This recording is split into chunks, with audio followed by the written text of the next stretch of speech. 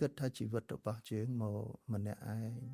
ត្រូវរៀននៅម្នាក់ឯងក្នុងការធ្វើដំណើរទៅមុខតែម្នាក់ឯងប្រៀបបីដូចអាខ្វាក់អាខ្វិនចឹងបាទអាខ្វាក់នេះដូចជាកាយអាខ្វិនមានភ្នែកដូចជាចិត្តអញ្ចឹងអង្គុយពិចារណាមានតែកាយចិត្តតែប៉ុណ្្នឹងទេ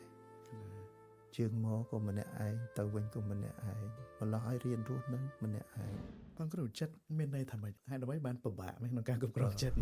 តនេះជាធម្មជាតិសម្រាប់កើតរលត់នៅក្នុងអារម្មណ៍កើតក៏លឿនរលត់ក៏លឿនហើយវាផន្តនាំងចៈបលាំងទុរខាំងទុនវិរិយ៉ាង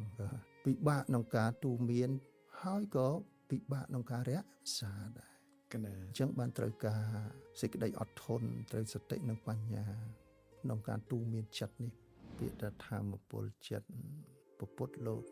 ពោលមុនគេបើមនុស្សយើងត្រូវតែមានធម្មពលផ្លូវចិត្តដែលត្រូវអប់រំបើណា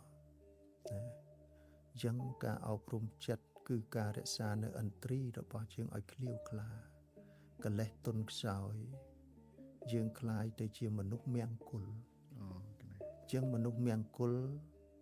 ទាំងពីកល្យានវត្ថុជនរហូតដល់សិក្ខបុគ្គលអសិក្ខបុគ្គលដោយសារតែធម្មពលផ្លូវចិត្តនឹងឯងការចម្រើននៅសមាធិឬធ្វើសមាធិអាចបណ្ដាលឲ្យបែកឆ្វេងដល់ឆ្កួតទេសមាធិមិនឲ្យឈ្មោះថាសមាធិត្រូវសមាសមាធិមិនឲ្យឈ្មោះថាសមាធិត្រូវសមាធិមច្ឆាសមាធិអញ្ចឹងសូមអនុញ្ញាតបងគ្រូជួយពន្យល់កណាអញ្ចឹងហើយបានពុទ្ធលោកសម្ដែងទាំងមច្ឆាសមាធិនិងសមាសមាធិបើអ្នកធ្វើសមាធិអត់មានព្រះបរិយ័តនឹងឲ្យច្បាស់លាស់ទេធ្វើដោយស្មានព្រាវអាចពង្វេងនៅក្នុងអារម្មណ៍ធ្វើឲ្យចិត្តរបស់យើងនឹងកាន់តែសៅមកមិនប្រកបទេបងដោយសារតែសតិ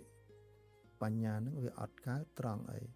ត្រង់យើងធ្វើទុកក្នុងចិត្តនឹងអត់ត្រូវតាមទំនងនៃអារម្មណ៍នៃសមាធិនឹងបងកណា